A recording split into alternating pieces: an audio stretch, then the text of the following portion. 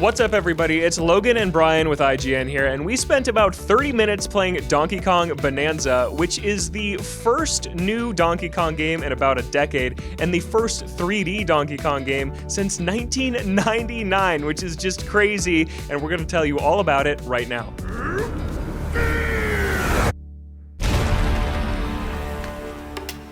So, Brian, Donkey Kong Bananza. It is the first 3D Donkey Kong in ages, and it's really awesome. Just right off the bat, what'd you think of controlling Donkey Kong in a 3D space again?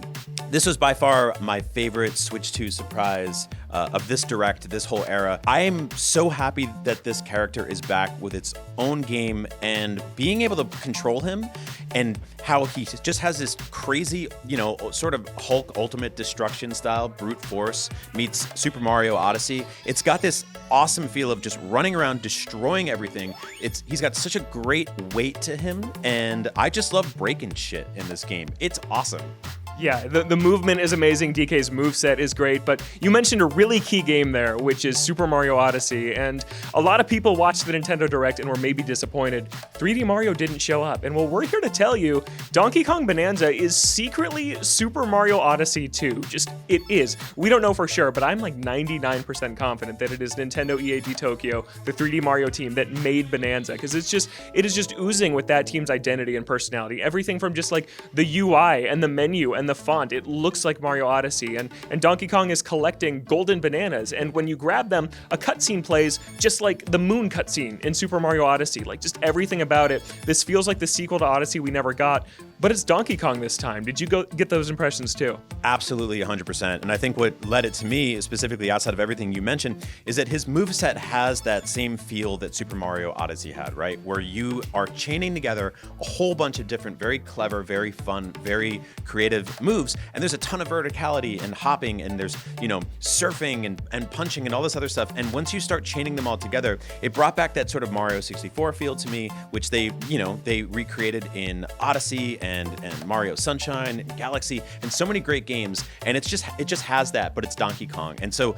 yes, this completely scratched that itch. And so if you're worried you're not getting a 3D Mario game this year, it's okay. This is the one for you. If you loved a 3D Mario game ever, this is the one for you. Trust me. Yeah, and this is the one from the show floor today that I am just going to think about until it's in our hands in July, because it was just brimming with secrets, and also very similar to Odyssey. There are story-based bananas where it's the quest they want you to do to progress. It is get here, punch this, beat this bad guy, you get a banana. But there's also, I punched this wall here and a banana just popped out. Like, they're going to be littered everywhere, just like they were in Mario Odyssey. Brian and I saw completely different things in our different demos. At one point I found Cranky Kong just hanging out on some island in the sky, and he gave me a banana just for talking to him, like Captain Toad in Mario Odyssey. And Brian, you were climbing around this like platforming challenge level that you found. Yeah, it's really easy to just start punching at a wall, dig a huge tunnel, and find a completely secret cave. There's like this really awesome interaction that Donkey Kong has with his environment where it's almost entirely destructible, and most of it can be punched down or, torn to pieces. And so much of that leads to secrets and surprises, and you kind of pull on a thread and you end up in like a subworld, and all of a sudden you have 30 seconds to collect 3 bananas or, kill 3 big bad guys, and you have to do it in a very clever way. And yeah, standing next to you and playing this game, and we're both finding different things and exploring different environments and going at our own pace, makes me just want to play this game forever. Yeah, we were just in like the very first area of this game. It was very similar to one of the smaller starter kingdoms of Mario Odyssey, like the Cascade Kingdom is kind of what it felt like.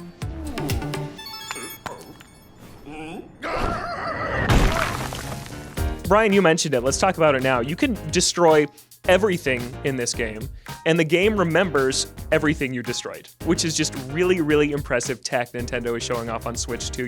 You can punch your way through an entire tunnel that you carved out and made, and sometimes there's just treasure in there. Yeah. Guy was just punching through a cave just for the heck of it, and a map just popped out, and oh, now I have a map of the area, I guess, and that was really cool. But when you pause, it goes to this fully rendered 3D top-down map of the area, and if you scroll around it, it remembers the caves you punched, and you can look at them on the map, and I've just never really seen something like that in a Nintendo game. The closest is like Hero's Path from Breath of the Wild, but it's really, really cool. It reminded me of sort of like a 3D SteamWorld dig or something like that, with a little bit of Minecraft and a lot more aggression. What's cool is that you can reset the damage that you do.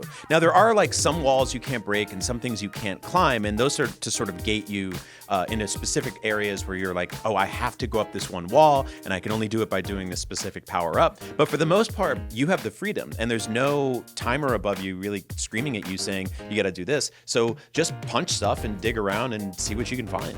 Yeah, it's just a perfect fit for Donkey Kong as a character, I feel like. Where Mario Odyssey is all about the parkour and wall jumping and cap throwing, this game is about just destruction and chaos, and you're just constantly moving forward. So let's talk about DK's moveset for just a second, because he feels amazing to control. He can punch downward, he can punch upward, he can punch ahead, he can slap the ground like he can in Retro's Donkey Kong Country games, and that actually draws collectibles in, so you don't have to run around and gather everything. That's a way to do that.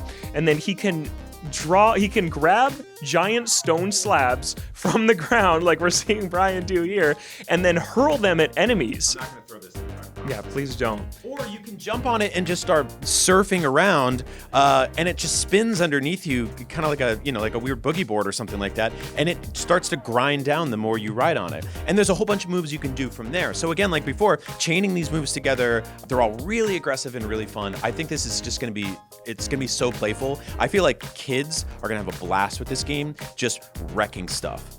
Yeah, kids and I think speedrunners too, because Mario Odyssey is a fantastic speedrunning game, and we found a lot of cool tech that Donkey Kong has just in the half hour of this. He can also climb any wall, by the way. There's some slippery surfaces he can't scale, but for the most part, you can just climb up and get to the top of any mountain.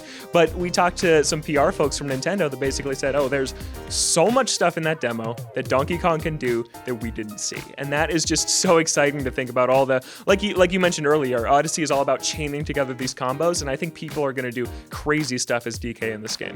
Yeah, I think my only concern with the demo so far, the game so far, is that sometimes DK moves so fast in the underground areas, punching through walls so quickly that the camera just can't keep up, and it gets a little disorienting down there. Now, I could slow down, but where's the fun in that?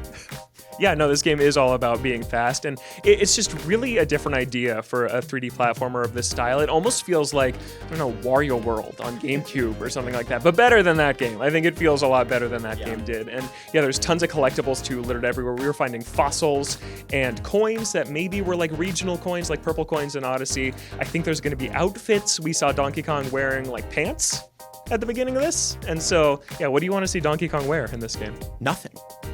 Nothing, not even the tie. To take it off, tie it around your head. Yeah, but that is Donkey Kong Bananza. It's out July 17th. This is a $70 game, unlike Mario Kart World, which is an $80 game. And yeah, we can't wait to see more about this one. But for now, while we wait for July, we have a ton more Switch 2 coverage up on IGN, including previews of the hardware of Nintendo Switch 2 and Mario Kart World and all the other games Brian and I saw at the show. So Brian, thanks so much. Thank you. For everything else Switch 2, keep it locked at IGN.